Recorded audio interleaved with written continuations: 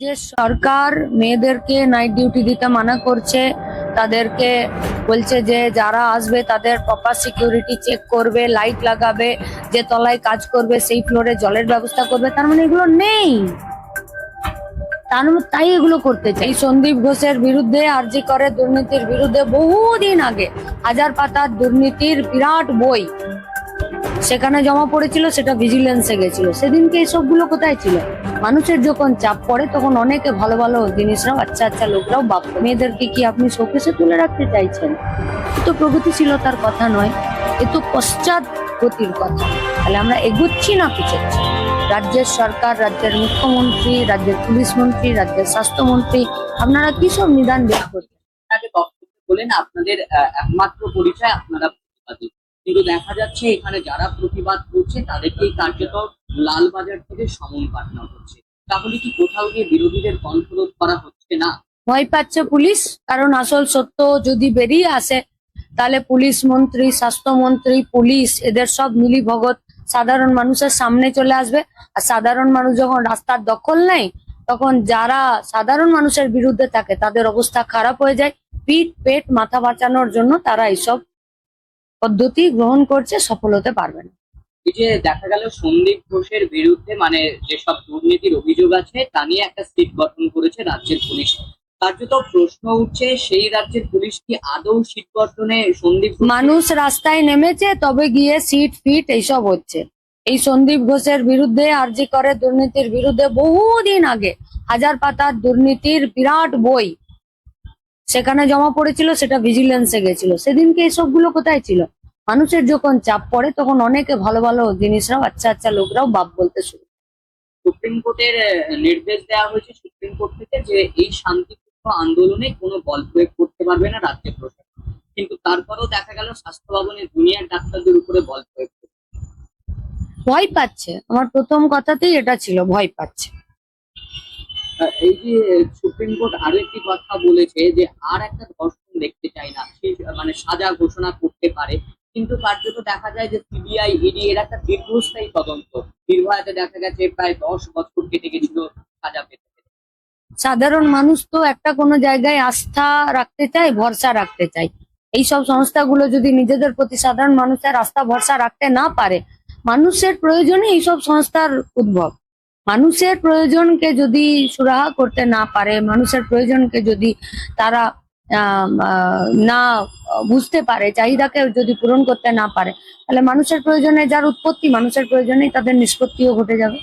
তৃণমূল নেতা উদয়ন গুহ তথা উত্তরবঙ্গ উন্নয়ন মন্ত্রী তিনি বলছেন মমতা বন্দ্যোপাধ্যায়ের যারা পদত্যাগ দাবি করছে তাদের আঙুল ভেঙে দেবেন। এরকম অনেক লোকেরা বলেছে, উদয়ন গুহ বলছেন, ভবিষ্যতে আরো অনেক লোকেরা বলবেন। তাদের সবার জায়গা, জ্যোতিপ্রিয় এখন জেলে আছে, অনুব্রতরা জেলে আছে, সেই রকম হবে।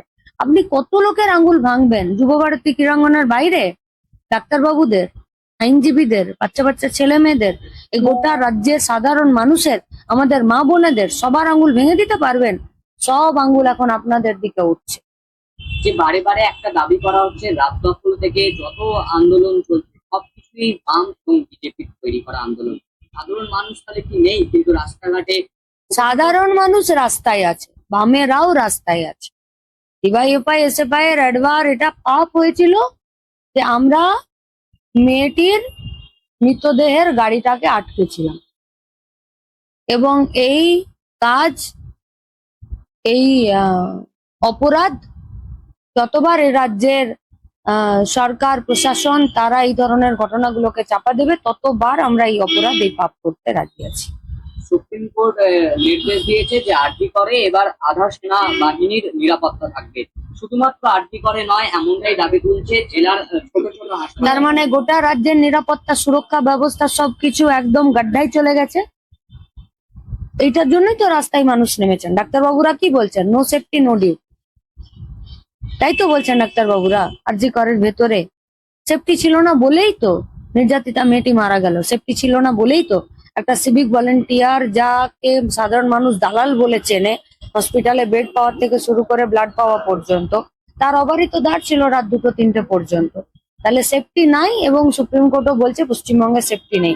কোনটা বাদ দেবেন? হাঁসখালি, পার্কস্ট্রিট, কাটোয়া, কামদুনি, গেদে, কোনটা বাদ দেবেন? ফলে সাধারণ মানুষ আজকে রাস্তায় নেমে যেটা বলছেন, আমরা যেটা বলছি, মানুষের সাথে আমরা রয়েছি, আমাদের সাথে মানুষ রয়েছে। আজকে বামেরা যারা আছে তারা প্রথম দিন থেকে এই অন্যায়ের, এই অত্যাচারের বিরুদ্ধে আসল দোষী, আসল দোষকে তারা খুঁজে বের করার জন্য যে প্রতিবাদের পদচিহ্নটা রেখেছেন, আজকে গোটা রাজ্যের মানুষ সেই রাস্তায় হাঁটছেন। আমরা গোটা রাজ্যের মানুষের কাছে আবেদন করব, অনুরোধ করব, এই রাস্তায় থাকুন। আমরা আপনাদের সাহসে সাহসী হয়েছি, আমরা আপনাদের প্রতিবাদে বলিষ্ঠ হচ্ছি। আপনারা গোটা রাজ্যের মানুষকে পথ দেখাচ্ছেন, সেই পথে আমরা রয়েছি, এ পথ আমরা ছাড়বো না।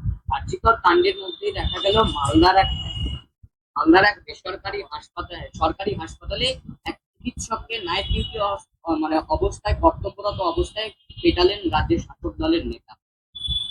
রাজ্যের সরকার মেয়েদেরকে নাইট ডিউটি দিতে মানা করছে, তাদেরকে বলছে যে যারা আসবে তাদের প্রপার সিকিউরিটি চেক করবে, লাইট লাগাবে, যে তলায় কাজ করবে সেই ফ্লোরে জলের ব্যবস্থা করবে। তার মানে এগুলো নেই, তাই এগুলো করতে চাইছে, কিন্তু এগুলো ছিল। তাহলে এগুলোকে হাফিজকে করে দিল এইটা। আর আপনি কি বলতে চাইছেন? রাজ্য সরকার কি বলতে চাইছে? যে রাতে অন ডিউটি থাকবে না, রাত ডিউটি থাকবে না, রাতে কারো কাজ থাকবে না, কোথাও গেলে একসাথে থাকবে। তার মানে যেখানে মানুষ হিসাবে বেঁচে থাকার একটা অধিকার থাকে, মানুষ হিসাবে এগিয়ে যাওয়ার একটা অধিকার থাকে, সেই অধিকার থেকে বঞ্চিত করে মেয়েদেরকে কি আপনি শোকেসে তুলে রাখতে চাইছেন? এ তো প্রগতিশীলতার কথা নয়, এ তো পশ্চাৎগতির কথা। তাহলে আমরা এগোচ্ছি না পিছোচ্ছি? রাজ্যের সরকার, রাজ্যের মুখ্যমন্ত্রী, রাজ্যের পুলিশ মন্ত্রী, রাজ্যের স্বাস্থ্যমন্ত্রী, আপনারা কি সব নিদান বের করছেন? তার মানে আপনি আমাকে বলতে চাইছেন যে আমি মীনাক্ষী মুখার্জি, আমি ডিওয়াইএফআই করি, আমার সাথে আমার রাজ্য সভাপতি ধ্রুব, আমার যুবশক্তি পত্রিকার সম্পাদক কলতান দাশগুপ্ত, তার মানে আমার কাছে আপনি ওদেরকে ভিলেন বানিয়ে দিচ্ছেন। কোনো একজন মহিলা ডাক্তারের কাছে, তার সিনিয়র, তার জুনিয়র, কোনো একজন সার্জেন মহিলা ডাক্তারের কাছে তার যিনি কি বলবো ওই অজ্ঞান করছেন, মানে অ্যানাস্থেসিয়া করছেন, যারা তাকে সাহায্য করছেন, যারা তাকে অ্যাপ্রনটা পরিয়ে দিচ্ছেন, তার মানে তারা পুরুষ হলে সেই কলিগদের প্রতি আপনি সন্দেহের পরিবেশ তৈরি করছেন এবং তাদেরকে ভিলেন করে দিতে চাইছেন। তাহলে এই যে সম্পর্ক গোটা সমাজের, গোটা পরিবেশের, এই সম্পর্কটাকে নষ্ট করে দিতে চাইছেন। আসলে দোষীদেরকে আড়াল করতে গিয়ে যখন একটার পর একটা পদক্ষেপ নেই, সবটা বুমেরাং হয়ে যায়, তখন একের পর এক ভুল করে যায়। রাজ্যের সরকার ভুল করছে, প্রশাসন ভুল করছে, স্বাস্থ্যমন্ত্রী, পুলিশ মন্ত্রী ভুল করছেন, মানুষ প্রত্যেকটা দেখছে, নজর কিন্তু আছে।